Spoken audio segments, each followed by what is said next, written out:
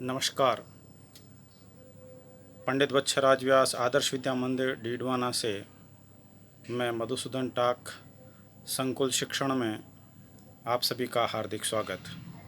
आज हम कक्षा सप्तमी के विषय गणित में भिन्न एवं दशमलव की प्रश्नावली 2.4 और 2.5 का अध्ययन करने वाले हैं। आइए प्रारंभ करते हैं। प्रश्नावली 2.4 में अब तक हमने 3 प्रश्न किए हैं। चौथा प्रश्न प्रारंभ करते हैं। यहाँ पर भिन्न संख्याओं का भाग ऐसा आया है, आप देखिए। यहाँ पर 2/5 भाग 1/2, दूसरे प्रश्न में 4/9 भाग 2/3, तीसरे प्रश्न में 3/7 भाग 8/7। तो ऐसे सभी प्रश्नों का हल हम करने वाले हैं। चलिए आगे बढ़ते हैं।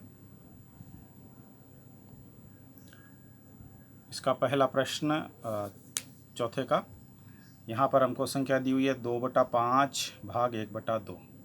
तो जो भाग का निशान है उसे हमें गुणा में बदलना होता है, जो हमने पूर्व में पढ़ा है। तो हमने यहाँ पर देखिए गुणा में बदला, और जो भाग के तुरंत बाद में संख्या आ रही है उसका व्युत्क्रम करते हैं, यानी उल्टा। अंश को हर और हर को अंश बना देते हैं। तो हमने 1/2 को यहाँ पर देखिए 2/1 बना दिया। यहाँ पर अंश अंश से गुणा होगा तो 2 से गुणा होगा, ये बन गया 4। 5 और 1 ये दोनों गुणा होंगे तो बन गए 5 एकम 5। हमारे एक प्रश्न का इसका हल हुआ। अब यहीं पर दूसरा देखिए, 4/9 में 2/3 का भाग देना है। तो भाग के निशान को हम गुणा में बदलेंगे। ये देखिए यहाँ पे बदल दिया हमने गुणा में, और यह जो संख्या है भाग के तुरंत बाद में आ रही है 2/3, इसको हमने बदल दिया 3/2। अब अगर ये कटती है तो इनको काटना चाहिए। और यहाँ पर आप देखिए अंश अंश को हमने साथ में लिखा, 4 और 3, 9 और 2 हर हैं, दोनों को साथ में लिखा। अब इनमें से जो कटने वाले हैं वो आप देख लीजिए। 3 में 3 का भाग जाता है 1 बार, और 3 का भाग 9 में जाता है 3 बार, ये दोनों कट गए। ऐसे ही 2 में 2 का भाग जाता है 1 बार, और 4 में 2 का भाग जाता है 2। तो यह 2/3। अंत में देखिए आप 2/3 यहाँ पर हमारा उत्तर आ गया। चलिए आगे बढ़ते हैं। इसी का प्रश्न संख्या 3 और 4 देखते हैं, चौथे ही प्रश्न का। इसमें हमको संख्या दी हुई है 3/7 और 8/7। भाग का निशान है, इसको गुणा में बदला, और भाग के तुरंत बाद की संख्या को 8/7 को हमने 7/8 यहाँ पर लिख दिया। अब इनमें से अंश अंश का गुणा हर हर का गुणा होता है, और कटने वाली संख्याओं को काट सकते हैं। तो यहाँ पर 7 और ये 7 कट जाएंगे। 7 से 7 में भाग गया 1 बार, तो ऊपर बच गई संख्या 3 और नीचे बच गई 8। तो हमारा उत्तर 3/8 ये पूरा हुआ। इसी का चौथा, 2 सही 1/3 भाग 3/5। तो पहले 2 सही 1/3, इसको हमें मिश्रित भिन्न से विषम भिन्न में बदलना है। तो हर 3 को 2 से गुणा करेंगे, इन दोनों को गुणा करेंगे, 3 दूनी 6, 1 जोड़ देंगे तो 7, ये हो जाएगा 7/3। ये देखिए यहाँ पर 7/3 हो गया। अब यह 3/5 भाग 3/5 था, वैसा का वैसा लिख दिया। अभी भाग के स्थान पर हम करेंगे गुणा, और ये 3/5 को बदल देंगे 5/3 में। ऐसा हमने आगे कर दिया है। ये देखिए यहाँ पर ऐसा काम हुआ है। अब इनमें से कटने वाली संख्याएं नहीं हैं, तो अंश अंश गुणा हो जाएंगे। 7 और 5 गुणा हो जाएंगे, 7 पंजे 35। 3 और 3 गुणा हो जाएंगे, 3 तिया 9। तो हमारा उत्तर हो गया 35/9। आप देख सकते हैं। इसी का 5वां प्रश्न हल करते हैं। संख्या हमको दी हुई है 3 से 1/2 भाग 8/3। पहले इसको ठीक करेंगे, 3 दूनी 6 और 1 7, 7/2 हो जाएगा। ये देखिए 7/2। अब ये भाग 8/3 हमने लिखा। अगले स्टेप में अब हमें भाग के स्थान पर गुणा कर देना, ये कर दिया हमने। 8/3 जो संख्या है इसको 3/8 कर देंगे, अंश को हर हर को अंश बना देंगे।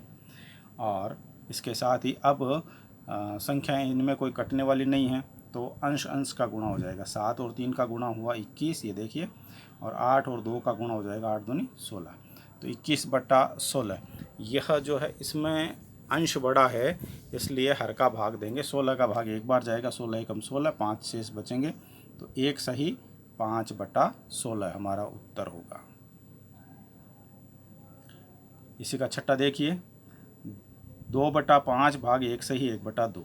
तो पहले 1 सही 1/2 को ठीक करेंगे, 2 एकम 2 और 1 3, ये हो जाएगा 3/2। तो हमने देखो यहाँ पे 3/2 लिखा, और यह 2/5 अपने जगह जैसा था वैसा का वैसा। अब भाग के स्थान पर हमें गुणा बनाना है, ये गुणा लिख दिया, तो 3/2 के स्थान पर 2/3 हो जाएगा, ये हमने कर दिया। अब इसमें अंश अंश का गुणा होगा, 2 और 2 का गुणा ये 4, 5 और 3 का गुणा हो जाएगा 15, ये नीचे 15 आ गया। तो हमारा उत्तर हो गया 4/15। यह प्रश्नावली यहीं पर पूर्ण होती है। हम प्रश्नावली 2.5 के लिए भूमिका बनाते हैं।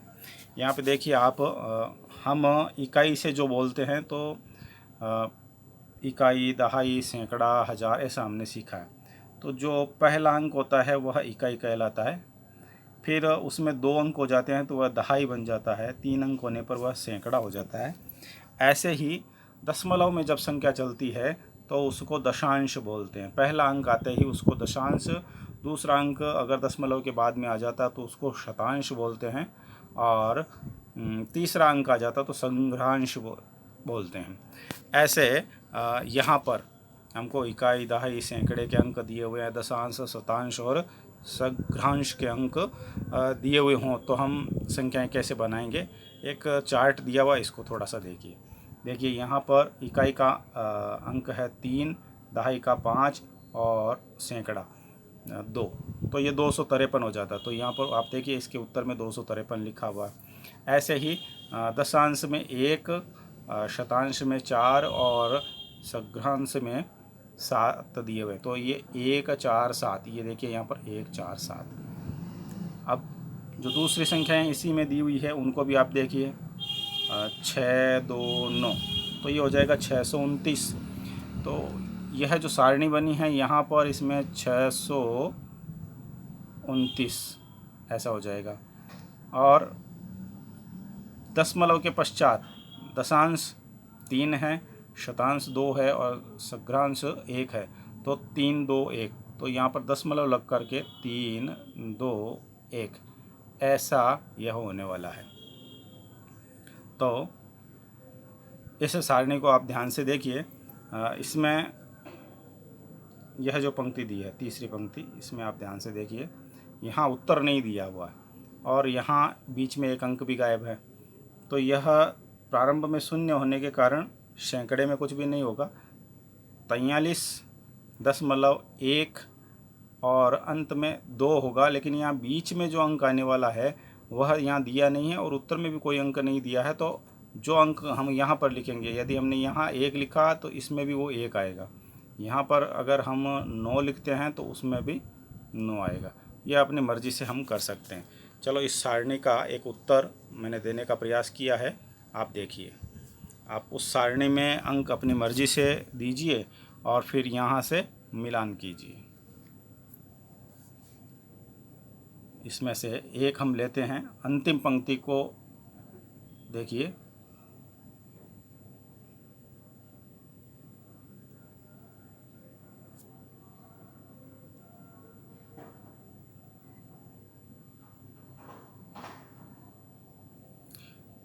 इस अंतिम पंक्ति में 0 1 0 दिया है।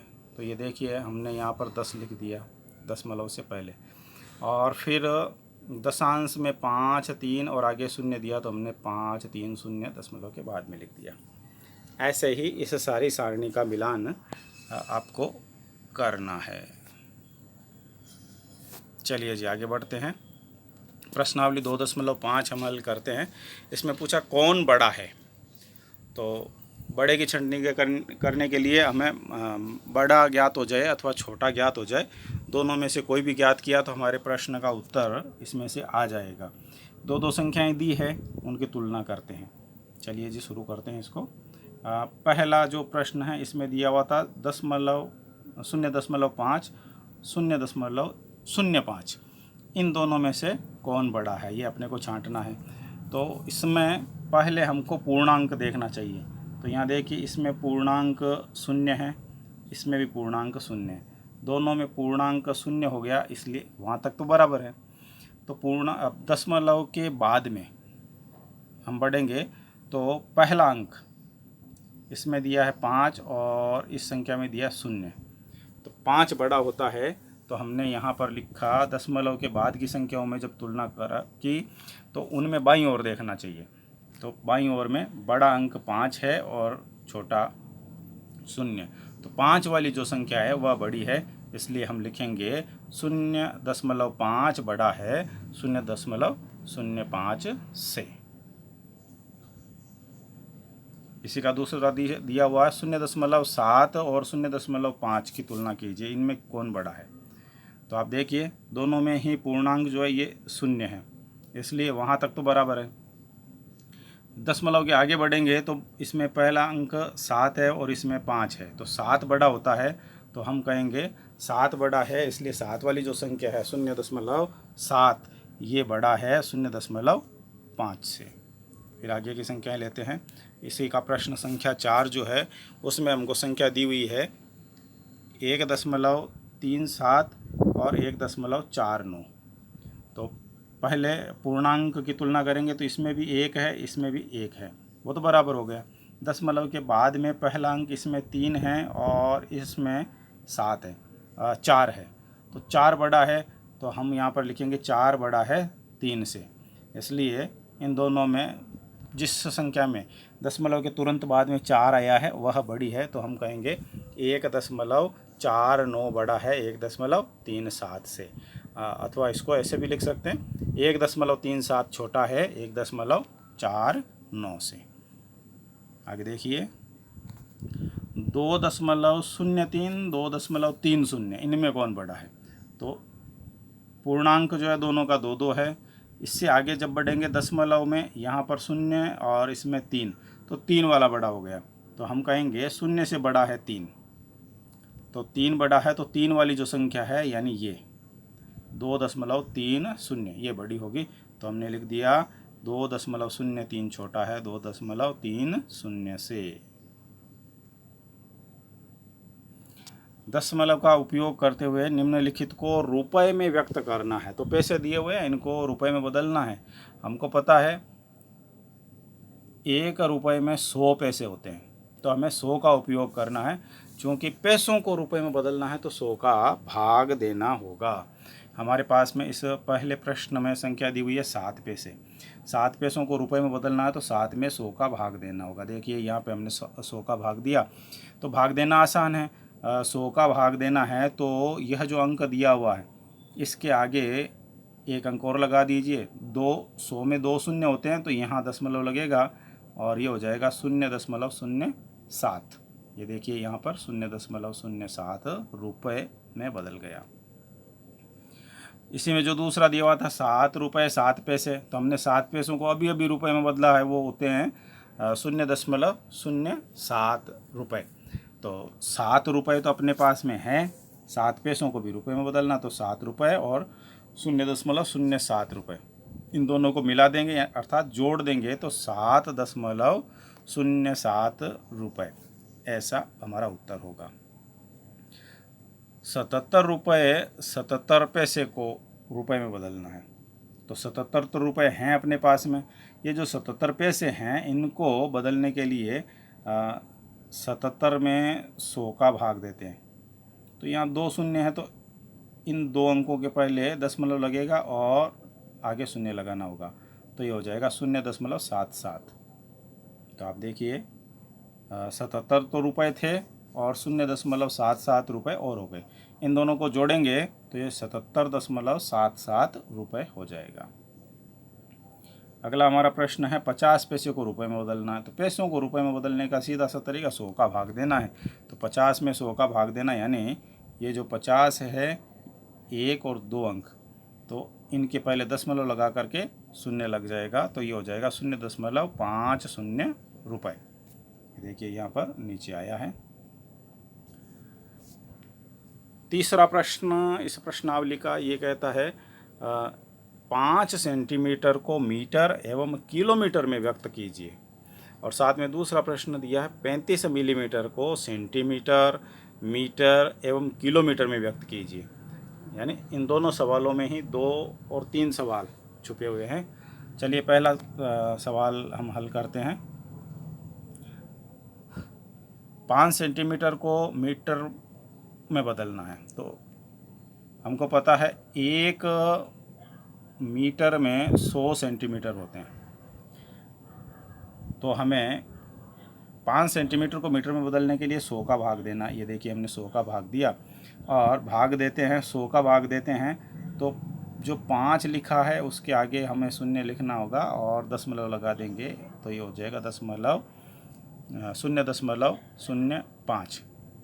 देखिए ऐसा हमारा उत्तर आ गया है 0.05। ये 100 का भाग देने का आसान प्रकार है। अब इसी सेंटीमीटर को हमें किलोमीटर में बदलना है, तो 1 किलोमीटर में 1000 मीटर होते हैं। और पहले से हमने सेंटीमीटर और मीटर वाला काम किया है, तो यह जो संख्या हमारे पास में आई है 0.05, इसमें 1000 का भाग दे दें, या जो 5 था उसमें हमने 100 का भाग दिया और 1000 का और देना होगा, क्योंकि 1 किलोमीटर में 1000 मीटर होते हैं। तो यह दोनों को अगर सम्मिलित कर दिया जाए, सेंटीमीटर से सीधा किलोमीटर बदलना है तो 1 किलोमीटर में 1 लाख सेंटीमीटर होते हैं, तो हम इसमें लाख का भाग दे देंगे। तो यह संख्या, अब आप शून्य गिनिए, देखिए इसमें 1 2 3 4 5 शून्य हो गए, तो हमें इस 5 इकाई से 5 शून्य आगे की ओर लगा करके, अर्थात 1 2 3 4 5, और यहाँ दशमलव लगाना है और आगे फिर शून्य पूर्णांक के रूप में। तो ऐसा हमारा उत्तर ये आ गया।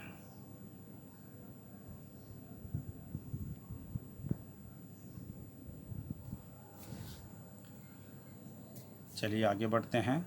हमको दूसरा प्रश्न दिया हुआ है, इसमें 35 मिलीमीटर को पहले सेंटीमीटर में बदलते हैं।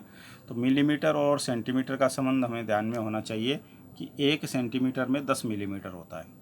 तो मिलीमीटर को सेंटीमीटर में बदलते समय 10 का भाग देना है, तो हमने 35 मिलीमीटर में 10 का भाग दिया, तो ये सेंटीमीटर में बदलेगा। और 10 का भाग देना तो इकाई की ओर से 1 अंक गिन के दशमलव लगाना होता, तो ये 35 जो है इनमें 5, इसके तुरंत बाद में यहाँ पर ये दशमलव लग जाएगा। तो ये हो गया 3.5 सेंटीमीटर। लेकिन प्रश्न में आगे भी बढ़ना है, तो इसको 35 मिलीमीटर को हमें मीटर में बदलना है। मीटर में बदलना है तो 1 मीटर में 100 सेंटीमीटर होते हैं। तो हमने यह जो मिलीमीटर से सेंटीमीटर बनाया, इसमें और 100 का भाग दे दिया। तो 100 का भाग देंगे तो अब शून्यों की संख्या गिन लीजिए, 1 2 3। तो इसमें 3 अंकों के पहले दशमलव लगेगा, तो 35 में 1 और 2 अंक तो हैं, तीसरा यहाँ पर शून्य लगेगा और फिर दशमलव लगेगा। तो आप देखिए यहाँ पर 3 अंकों के पहले दशमलव लगा और ये मीटर में बदल गई, संख्या 0.035 हो गई। आगे बढ़ते हैं। हमें देखिए यहाँ पर हमने संकेत भी किया, 1 मीटर में 1000 मिलीमीटर होते हैं। अब और आगे बढ़ते हैं, हमें इस मिलीमीटर वाली संख्या को किलोमीटर में बदलना है। तो 1 किलोमीटर में 10 लाख मिलीमीटर हो जाते हैं। तो हमने यहाँ नीचे की ओर देखिए संकेत किया है, इकाई, दहाई, सैकड़ा, हज़ार, 10,000, लाख, ये 10 लाख। 10 लाख हो गए, तो इसका उपयोग करना होगा हमें। मिलीमीटर को हमें किलोमीटर में बदलना है तो 10 लाख का भाग देना होगा। तो ये 35 मिलीमीटर में हमने 10 लाख का भाग दे दिया। यहाँ पर शून्य गिनिए आप, उतने ही अंकों के पहले दशमलव लगेगा, 1 2 3 4 5 6 शून्य है। इसका अर्थ यहाँ से ये 35 में 2 अंक तो हैं, 3 4 5 और 6, इतने अंक होकर के फिर सामने दशमलव लगने वाला है। तो यह देखिए आप, कुल दशमलव के बाद में 6 अंक हो गए। तो हमारा उत्तर अब किलोमीटर में जो आया है वो होगा 0.000035। आज की इस प्रश्नावली में जो प्रश्न हमने नहीं किए हैं वो आपको गृह कार्य के रूप में करने हैं। प्रश्नावली 2.4 के प्रश्न संख्या 4 का 7वां और 8वां आपको गृह कार्य के रूप में करना है। और अभी जो हमने नई प्रश्नावली शुरू की है, प्रश्नावली 2.5, इसमें प्रश्न संख्या 1 का तीसरा और चौथा, प्रश्नावली 2.5 में ही दूसरे प्रश्न का 5वां, ये आपको गृह कार्य के रूप में करना है। बहुत बहुत धन्यवाद।